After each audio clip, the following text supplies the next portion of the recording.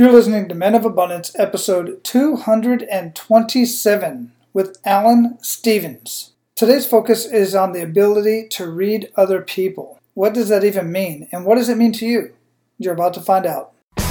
Welcome to Men of Abundance, the podcast for those looking to level up their lives by hanging out with some of the greatest leaders and established professionals in our community, living a life of integrity, honor, and the abundance mentality.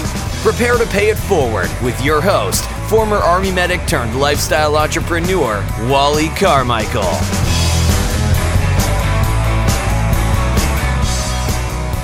What is going on, Men of Abundance? I am Wally Carmichael, your founder and host of the Men of Abundance podcast, the Pay It Forward community. And today we're going to pay it forward in a big way by talking about the importance of the ability to read other people. This is such an intriguing conversation, and I really want to get right into it. But before we do, of course, I want to give you the opportunity to be abundant in your life today by paying it forward and sharing Men of Abundance with everyone you come in contact with. Also, don't forget, take just a few minutes to go to iTunes or go to one of the buttons underneath the podcast player at menofabundance.com. Click on the Leave a Review and leave a rating and review on iTunes. That will help us out so much because I really want to hear what you have to say about the show. I'm loving it. I know others are loving it. I want to hear from you. And men, you can get in on the conversation by getting access to our private Facebook group, our closed Facebook group. The way you get access, or request access anyway, is to go to menofabundance.com and click on the members tab at the top of the page. And look at that page there and just request access from right there. That's the easiest way to get in there. And the easiest way to get in on the conversation, because I post every one of these episodes in that group. We can continue the conversation there, or we can even start conversations. I look forward to seeing you in there. So when it comes to reading other people's mood and personality, many, quite frankly, are oblivious, while some are truly tuned in, like Alan is. Reading people is not a skill that usually comes natural, but it can be taught, and you can learn it. I believe harnessing the power to read other people will greatly enhance your life and your ability to be a man of abundance. So let me introduce you to our featured guest today. Alan Stevens is an international profile and communication specialist. He is regularly featured on national TV, radio, and the world's press, profiling the likes of our leading politicians, TV, and sports stars, as well as Britain's royalty. He is an Amazon #1 best-selling author, a coach, and trainer. Alan teaches people how to understand themselves and read other people so that they can create better, longer-lasting relationships in all areas of their life, in business to increase sales and improve staff and customer loyalty, and raise and educate children. With international clients like Disney Films and Gillette, high-profile organizations like the Australian Federal Police, Alan works with business owners and executives to understand and engage their clients and prospects, enhancing their presentations and negotiation skills. He also works with teachers to help them enhance the ability of their students to reach their full potential while improving their experience of both teacher and student. Men of Abundance, it is my pleasure to introduce you to Alan Stevens. Alan, welcome to Men of Abundance, man. How you doing? Pretty good, and thanks for inviting me along. Oh, it's my pleasure, man. Let me refresh my memory here. Who introduced us? So Nicole Jensen introduced us, and she's introduced me to some other just amazing people to have conversations with. So basically, there's just a handful of people, literally less than a handful of people, who will recommend people to others to me to have a conversation with. And almost immediately, I can just say, yeah, without even looking at the bio or anything like that. And Nicole's one of them. Absolutely, it's a done deal. Excellent. Yeah, I met Nicole probably about a couple of years ago when I was interviewed by her, and we've been good friends ever since. Yeah, she's amazing, absolutely amazing. So where are you at in the world?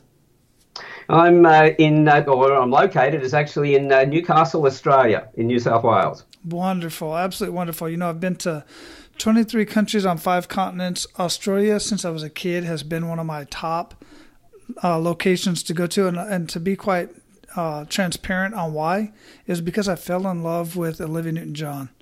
You've got good taste. I was a Grease junkie. You know, I literally watched Grease in the theater 23 times. In fact, I have a autographed picture of John Travolta up here on my wall that one of my commanders gave to me as a parting gift. He bought on eBay. But ironically enough, all the places I've been to 5 continents, and of all the continents I want to go, the other 2 continents I want to go to, Australia is the only one. And I have not been there yet, so I'm looking forward to that. Yeah, well, we'll be moving into spring very shortly, and then we'll be moving into summer towards Christmas time. So it's usually a very warm time over here then. I'm sure it is. And, I really missed my opportunity because I was in Hawaii for so long. It would have been much easier to get over there from here, over to Australia from Hawaii. But, hey, it is what it is. Anyhow, well, that's it. I like to start the show out the way I start every single morning. First thing I do when I open up my eyes is with an attitude of gratitude, man. What do you have to be grateful for today? Well, I would say grateful for all the friends I've got around me and the support that I'm getting, especially with the some of the new projects that I've started around men, and the support's been absolutely fantastic. Yeah, it looks like you got some amazing stuff going on we're going to get into here in just a minute. And so how would you describe yourself? Oh, well, probably the best way to describe... Oh, firstly, I usually tell people a bit about me as a person on the personal side. I'm now in my 60s, father of 3 boys with 5 grandkids now, 1 granddaughter and 4 grandsons. I would say that I'm just somebody who just loves doing what I do. I like working with people and seeing people achieve great results. I was watching through some of your videos, and trying to. You're different from anybody that I've had a conversation with in what you do. But I'm super intrigued with it. So share with us a little bit about what you do and kind of a brief description of how did that come about? Where did that all come from? Okay, well, what I do is I help people with their relationships, and I do that through being able to read people. So I'm a profiler and communication specialist. And when I mean profiler, I look at people's faces that tell me their personalities through their facial features, their body language and expressions that tell me their emotions. And when you put it all together, you can then work out their character very quickly. So with those skills, I work with everything from young children, school teachers, trained psychologists on how to profile more effectively. In business, helping couples bring their relationships back together again. At the end of the day, everything we do is based on relationships, and nobody buys a service from us, buys one of our products, or even has a relationship with us unless they trust us. And that's what I do, is show people how to read and understand other people more effectively so they can create better relationships. So how does that look? Let's say, for instance, you're working with teachers, and obviously teachers are working with kids all day long. So I'm assuming that by working with teachers, you're helping them work with children. It kind of pays itself forward. So how does that look? What does that look like? Well, first of all, one of the biggest problems that teachers have is getting respect from the students. And one of the problems the students then have is if they do have a relationship with a teacher, they have peer group pressure then. And so we have this cycle of changing behaviours all the time. So if a teacher can read a child's personality, understand how they like to be spoken to, how they take their information in, and how they process it, they can then teach to the individual styles and know how to talk to each one when they're facing them, and in that way have a better connection with them and have a connection with all the kids. And by being able to read a child's learning, well, say for instance, they've got 3 traits in particular. They are a sequential thinker where everything's got to be connected. So it's almost like painting by numbers. Everything's got to be in the right order. They have to understand one thing completely before they get the next. Then they have to understand all of that before they get the next thing again. That child, if they get distracted, if they've got a trait that says that they can't sit still, they're easily distracted, it doesn't take long before they miss something the teacher said. They then get disruptive in the class because they fall behind and they get frustrated. Next thing you know, we've got a child who's been diagnosed with a learning disability, and we put them on drugs to fit them into the system. Well, if a teacher understands that child has a sequential learning trait, they've shown that there's a possibility they've been disconnected from what she was saying at the time, or he was saying, because they got distracted by the class, somebody else in the room.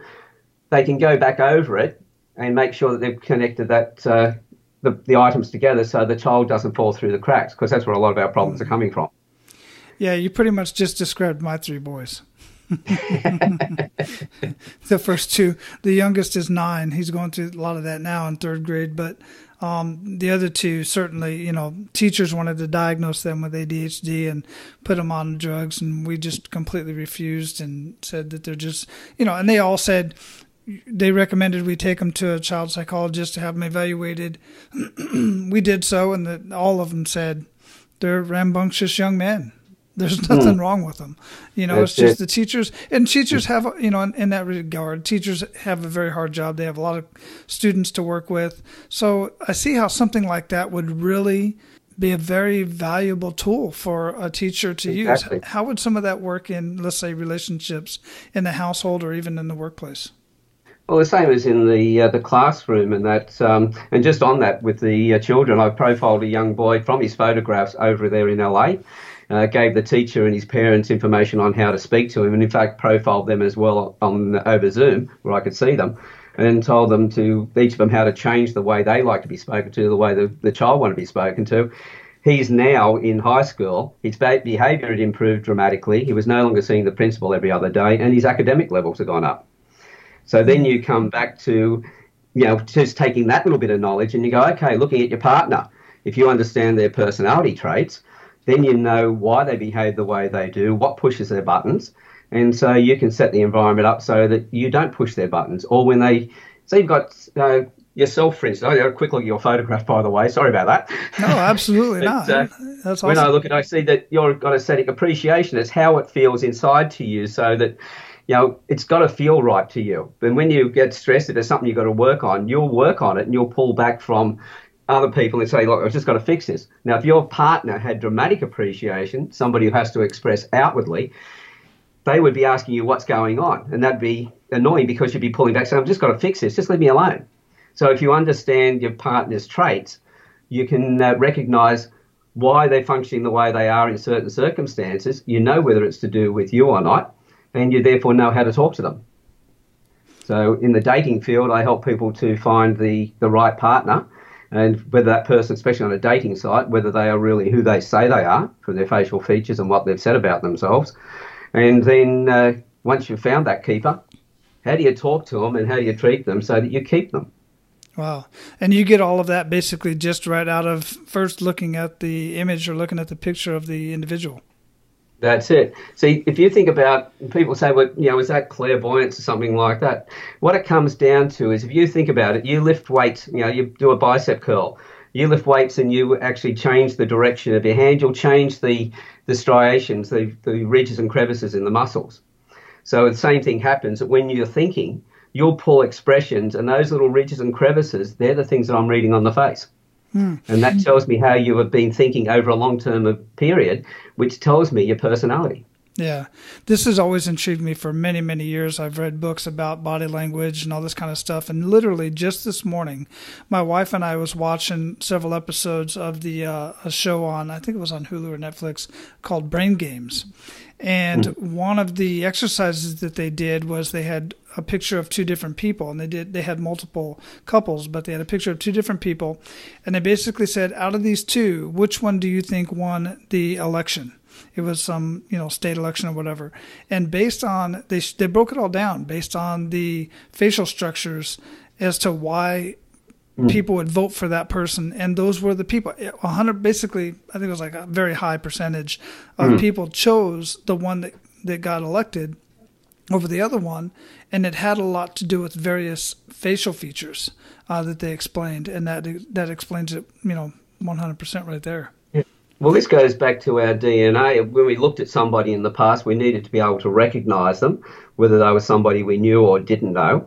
So there was your facial features. And then we had to look at their body language and expressions to know whether they were happy or sad. And if it was somebody that we didn't know, be able to determine whether they were somebody who was a threat.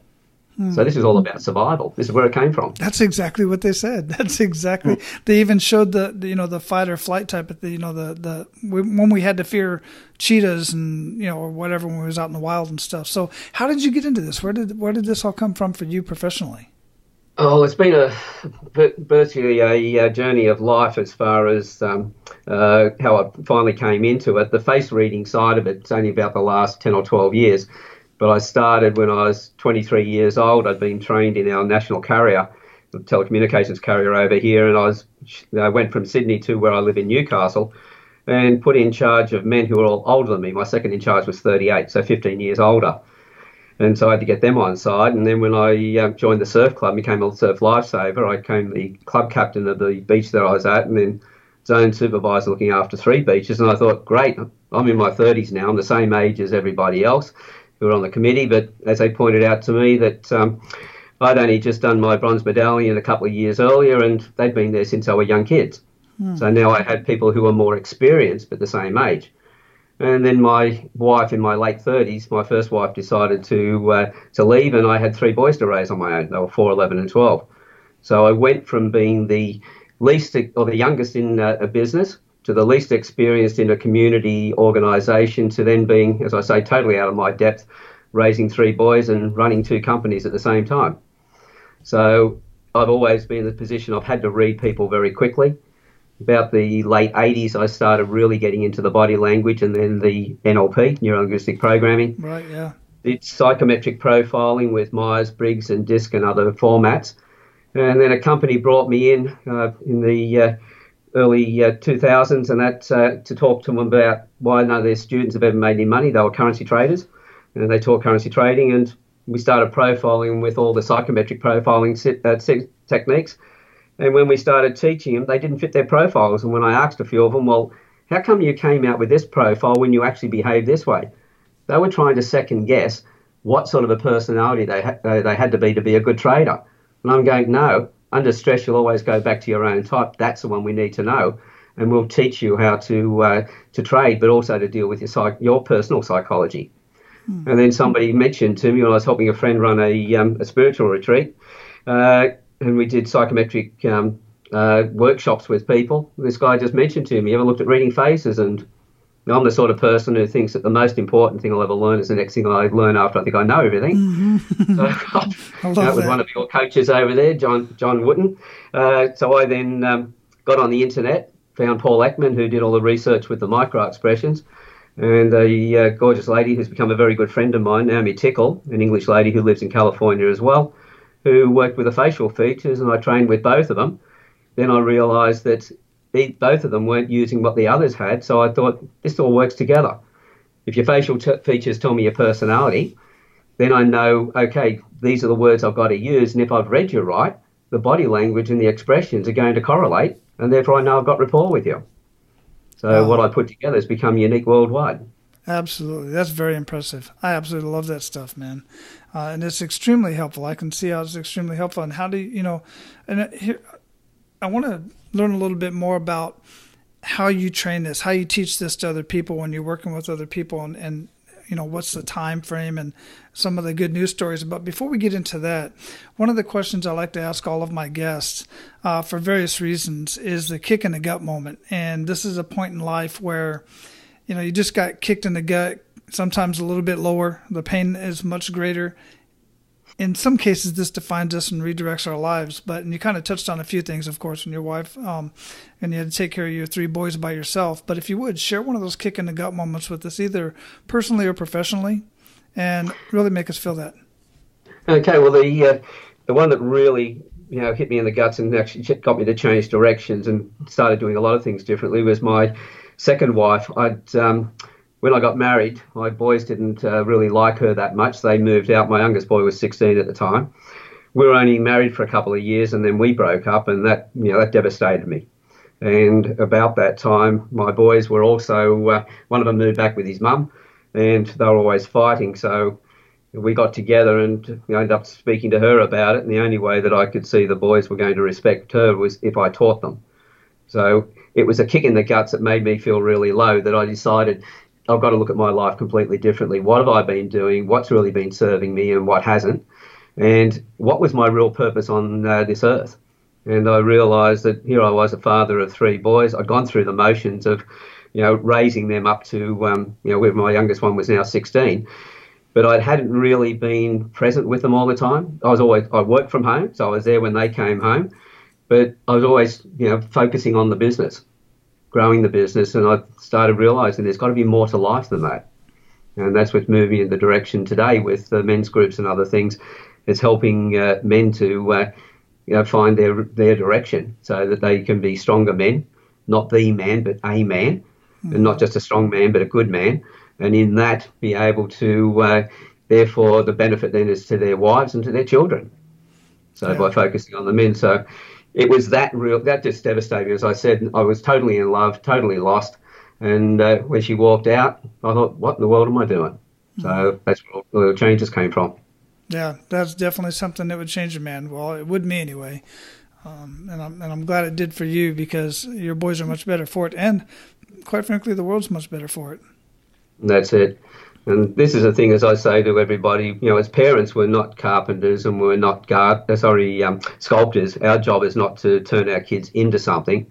We're gardeners. Our job is to nurture them and help them become the best versions of themselves. Mm-hmm. And if they grow up that way, my job is not to make my sons like me. My job is to make my sons the best version of themselves, which means that they have a value straight away. Whereas if I make them versions of me, they don't really become their own selves until I'm gone. Right. Yeah. And that just creates a lot of resentment along the way, because they truly want to be themselves. I mean, it's like, you think about putting an oak tree in a box, it's going to stress out. It's going to want to grow the way it's got to grow.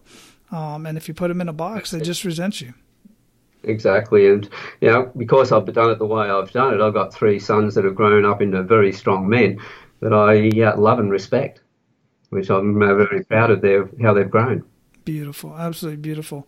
So what are some good news stories that have come out of what you do? And I kind of wanted to get a little bit into, the process of how you sit down with somebody and work with them for various reasons. Well, the thing that I probably have the best enjoyment with is when I work with families and, parents and their children get completely different results. Last Sunday, I had an interview with one of my previous clients. It was about 6 years ago, right? 8 years ago, when her son was 6. He has Asperger's, and the schools wanted him taken out of the normal area into special needs. He was already heavily on the medications. So I profiled him, and again, this time from his photographs, because he wouldn't sit still. So I got his mum to take some photographs and send them to me. We did a test of the video, and she told me, this is 8 years later, how it's completely changed their life, how it's changed his direction, how well he's grown. And it was, almost in tears just listening to her on that, because that's the stuff that drives me, is when somebody in their family and that realise that they can do things better than, just using medication. They didn't need the psychologist anymore. They've reduced his medication, which therefore made it easier for him to grow and to improve his academic levels. Because the drugs, medication just get them to fit the box, so that it makes it easier for the system. But it doesn't look at the kids themselves. Well, doing it this way, it does. Well, yeah. I can definitely see how that would get emotional, just the way you're able to change somebody like that and, help them grow themselves, actually, is what you're doing.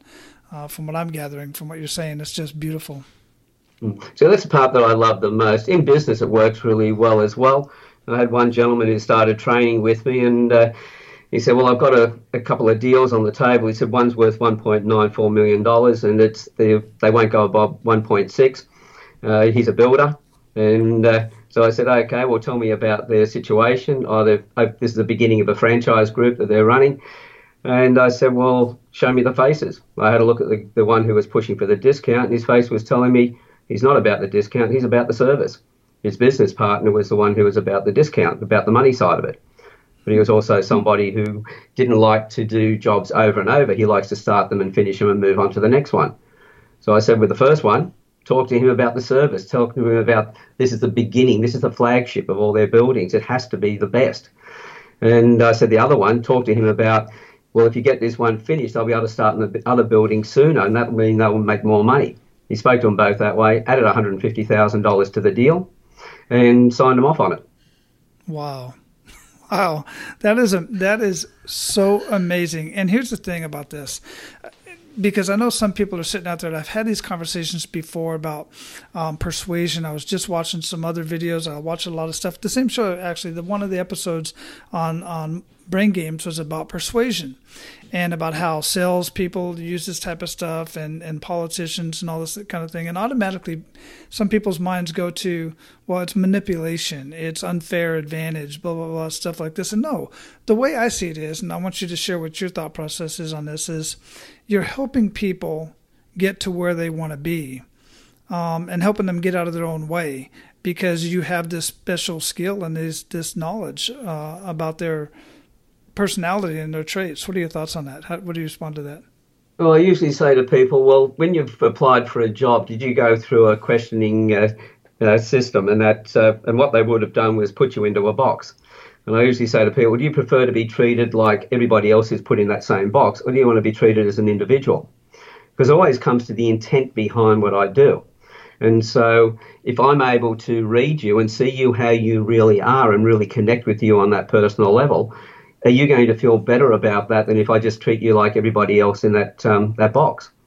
And the answer is always, I want to be treated as I really am. I want to be seen for who I am, not for somebody that, lesser, that somebody has put me into a different category. And so it's always about, as I say to people, everything is manipulation. Mm-hmm. But manipulation is not really a dirty word. It's the value we put behind it.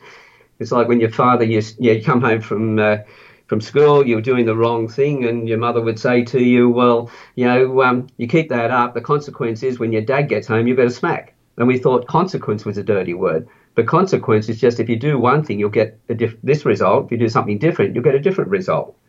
It's the same thing with manipulation. We're steering people to, if you can guide someone to actually see life better, to make better choices and everything else, then isn't that a decent thing to do? Right. Yeah, absolutely. It's always the intent behind it. And as I say to people, if you tell people lies, it takes a lot of work to remember the lies. And if you manipulate people on the same level, it takes a lot of work to continually manipulate them. But if you genuinely connect with them, you get a friend for life. Yeah, absolutely. Wonderful words. I've used myself exactly that. I'm a terrible liar because I don't have the memory for it.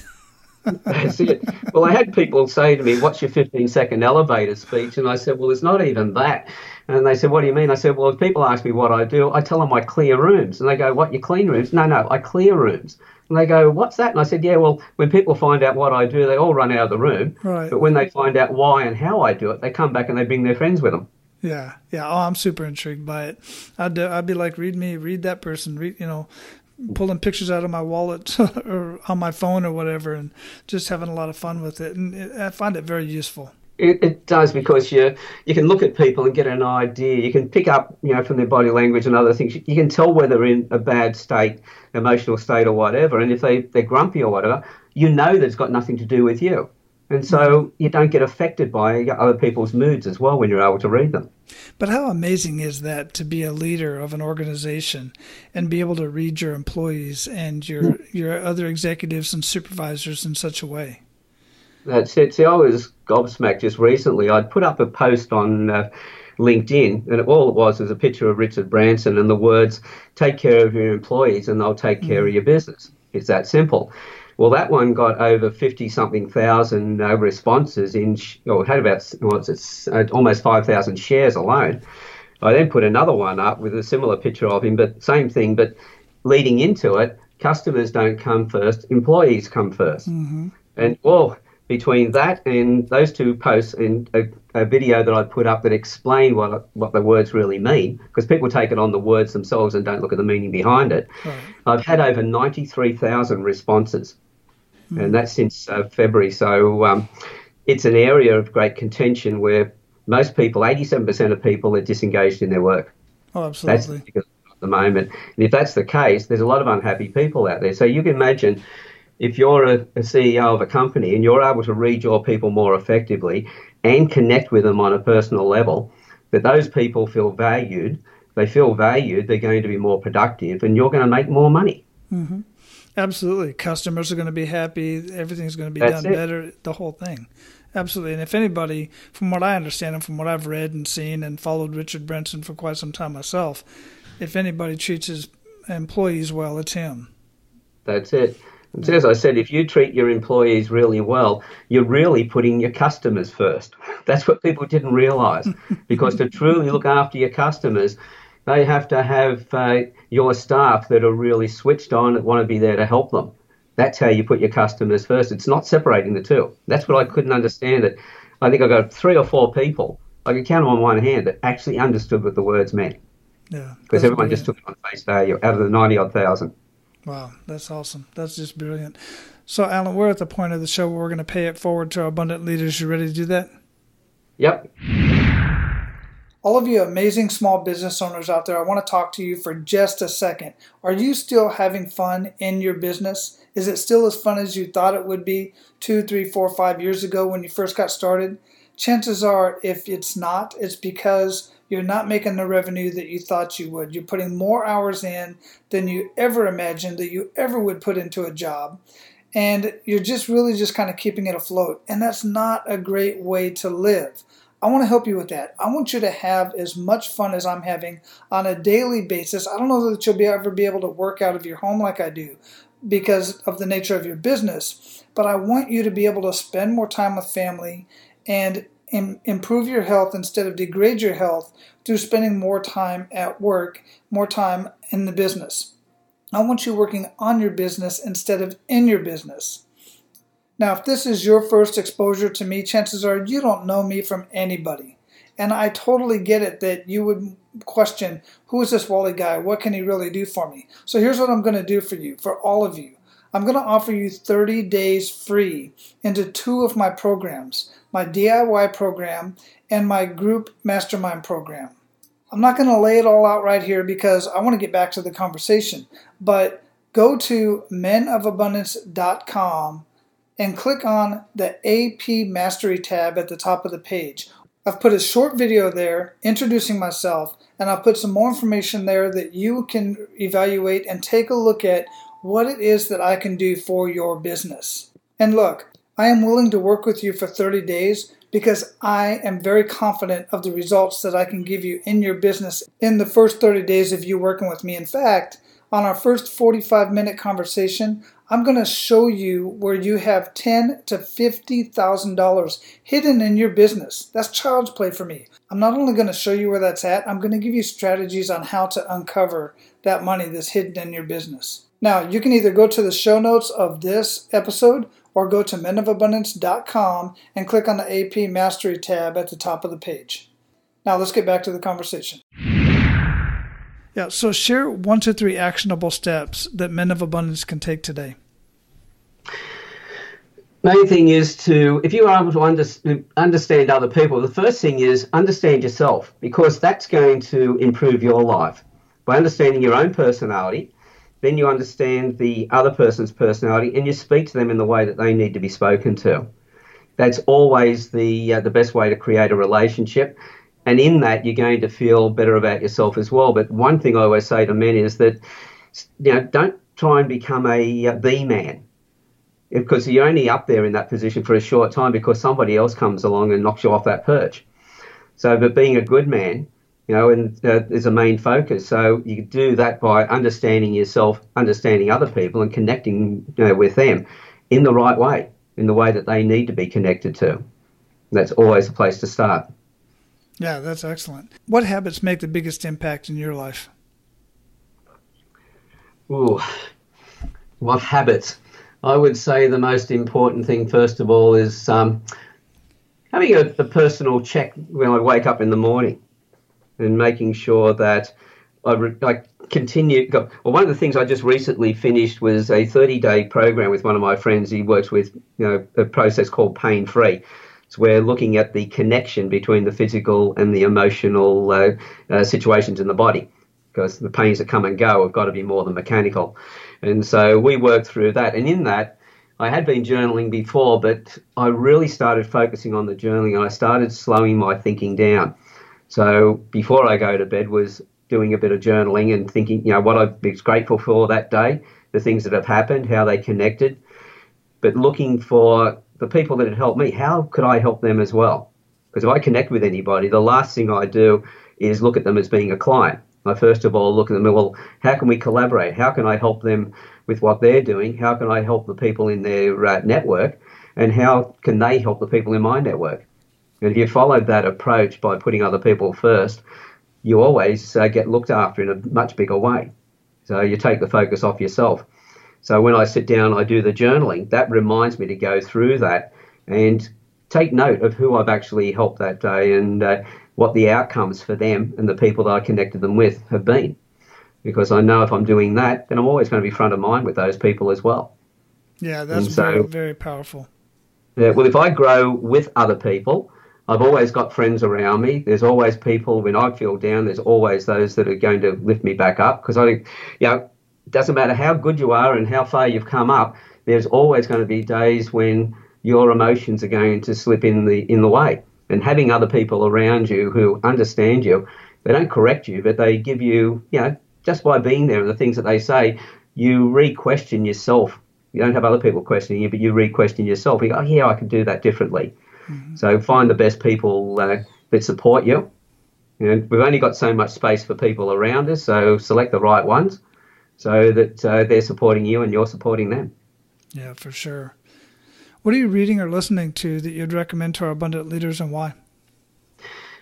I'm really not so much into reading at the moment because I'm always on the go. So if I do read, it will be an ebook, which will be played through the audio system. But what I'm mainly listening to at the moment is podcasts of other people. I'm not really looking at people like Richard Branson and others. I've done a lot of reading in that area. Because now people say, well, who are the people that I admire and who teach me? Who are my teachers? It's everybody I meet. So somebody is just starting out doing podcasts, for instance. I'll listen to their podcasts. I'll find out who's on those, and I'll see what ideas I can get from there, because I know that those people will be seeing things differently to those that have been well-published authors. And they've got some value in what they do as well. Because on the surf club, for instance, when I was examining the kids for their bronze medallions, and they'd tell me how they saw the surf, I was learning so much from them in looking with different eyes. So everybody's my teacher. That's the way I look at it. So I know that somebody's putting some podcasts off. I know they're keen about what they do. They're passionate. Then that's something I'm going to listen to. Yeah, obviously I listen to a lot of podcasts too. Sometimes I have to kind of curb myself and focus on what podcasts to listen to because I get so many. But for sure, man, and I love that everyone is my teacher. I absolutely love that phrase. What do you feel holds most people back from living a life of true abundance? Well, I'm not quite sure. Some people always say that it's the fear of the unknown. Well, that's one thing. Or it's definitely not fear of failure, because by doing nothing, you've already failed. So right. You got there really fast. So I think it's fear of success for a lot of people. And I think finding someone's their own true value, their own true brilliance scares us. Because I think the biggest problem with bullying in the schools and everything else that's going on at the moment, the percentage of people who have got low self-esteem is massive. It's an extremely high percentage. And that being the case, then I think it's the fear of success, because there's going to be somebody different. That brings the fear in. How can I be all of that when I feel this way? And that's why I say to people, get around the right people so that elevates that feeling. Yeah, that's interesting. Kind of a side note here, a side question, actually. What do you feel is one of the common causes of this low self-esteem that is just rampant, it seems like, these days? Well, I think one of the biggest problems is this striving. I think a lot of the magazines and other things that we read and all the rest of it, and all the ads that we hear, where we have to be the man or we have to be the glamorous woman or whatever it might be. Mm-hmm. The end result is that we're striving for something that we don't really want. There's an old saying that you work all your life, you work really hard all your life to make money, to go and buy things that you don't need or want, to impress people you don't know and probably wouldn't like if you did know them. Mm-hmm. And that's where most people are at. They're not, it's always outside of themselves. They're always trying to impress other people. Who are you inside? Are you comfortable with who you are? That's the first place you've got to start. Unless you start internally, you're not going to fix anything externally. And I said, if you're trying to be the man and every other man's trying to be the man, it's a permanent competition all the time. And that becomes a lonely place because you're competing against everybody. There's no camaraderie. You say a sprint, for instance, there's a competition in the sprint, but after the sprint, there's a camaraderie of being runners and everything else. But when you're trying to be the man, it's a 24/7 competition. And you're never with anybody else. You're always isolated. Yeah. And that's one of the things that's happened to all of us. We're in that competition mode, 24/7, and we need to go, okay, what's really important in life? Is it the Ferrari, or is it what the Ferrari means to us, that we've been successful, that we have money, that we're able to look after our families, a peace of mind? What is the benefit behind the things that we think we want? And going that level deeper and going, okay, if I do want the red Ferrari, for instance, well, what does that really mean to me? What does it really represent? And get down into the emotional level, and then you'll realise that you don't need the red Ferrari. It's what it represented that you're really targeting, and that makes it easier to achieve what you're after. Yeah, exactly. And then the other question that poses in my mind anyway is, why is that important? Because who is that important to? That feeling that you're going to get of having the red Ferrari and what that means to you. And in some cases, in my mind anyway, it's not for the right people anyway, because the people around you could care less if you have a Ferrari. Exactly. Your friends, your children, they want your time. They want you to be there. They want you to be present. It doesn't matter to them whether you've got a red Ferrari. Okay, then they go to school and they impress their mates. Oh, your dad's got a red Ferrari. But if you listen to the tone of voice, there's an emptiness in there, even though they're boasting about Dad having a red Ferrari. Yeah, Dad's got a red Ferrari, but it's in the garage, but I never see Dad. So that's it. Where's the fun in that? Where's the good in that? So what does living a life of abundance mean to you, Alan? It means living on purpose, and that's pretty much what I've done. I found what I really love doing. It took me a while to spend the time to really get the picture of what that represented to me.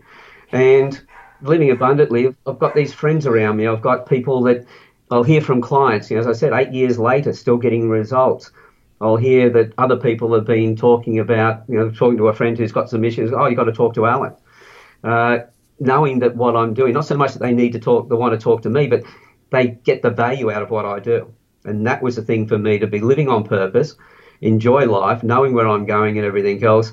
And the wealth that comes out of that is the feelings that you get. The money might buy you things, but what you actually feel inside is far more valuable. That will impact on your health, your longevity, and everything else. Wonderful. Absolutely love it. So, brother, we're going to close this up, but before we do, what did we not talk about that you want to ensure that our abundant leaders get out of our conversation? Obviously, we are going to have your website, alanstevens.com.au, linked up in the show notes of the episode. But what else would you like to share with us, or make sure that our abundant leaders get out of our conversation today?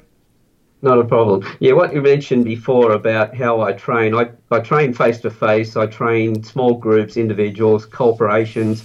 I've got online courses so people can self-pace and learn, things like how to build instant rapport. That's programs, it's a professional development program for a range of different industries. And also the same program I teach teachers how to read the kids with. So they've got those online. But one of the things, because we're talking about men of abundance, it's having men to come back around the campfire as we did in ancient times, where men would sit, we'd talk about things seriously, we would support each other. And while we were doing that, the boys would be listening, and the boys would then grow into manhood through what they learnt from the men who were talking. So I'd put together a Facebook group called the Campfire Project. There's a lot of interviews that I'm doing with other men, and they're talking about their lives, what it was to be, grow into manhood, and how they worked with their families and everything else. Those interviews are only on that Facebook group, and I've just loved more and more men to just join the group. The reason I'm keeping it in there is I wanted men to actually take the step and go, okay, I want to be part of this. Click the button to join the group, and then come in and have conversations. And some of the conversations between these guys, it's like being at the campfire. Where they were very, somebody to talk about some issues I had, and everybody be very constructive and very supportive. Yeah, I absolutely love groups like that. And I'll certainly be checking that out more myself, and as a matter of fact. So thanks for sharing that. Of course, we will also have that linked up in the show notes. So guys, you don't have to write that stuff down. You can go to the show notes and just check it out there. Click on the links and all that good stuff. So Alan, it has been a wonderful conversation, man. I'm definitely going to be looking more into this because it really intrigues me. I really enjoy it. Excellent. And, man, just go out and live your life of abundance and keep paying it forward because I just know it's making a difference. Thanks very much. And I really have enjoyed talking to you today. Thank you very much. Awesome.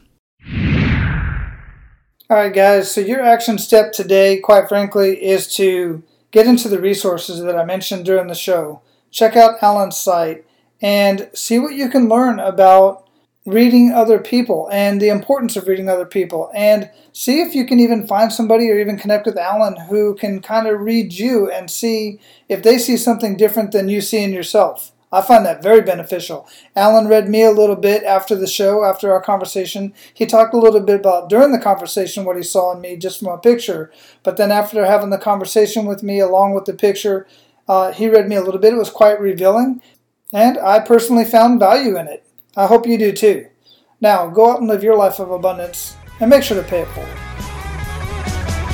That's all for today, Abundance Leaders. For more about our guests and the powerful information we shared with you today, be sure to sign up for our mailing list at menofabundance.com. We appreciate your time and look forward to hanging out with you on our next episode. So until then, be sure to pay it forward and live your life of abundance.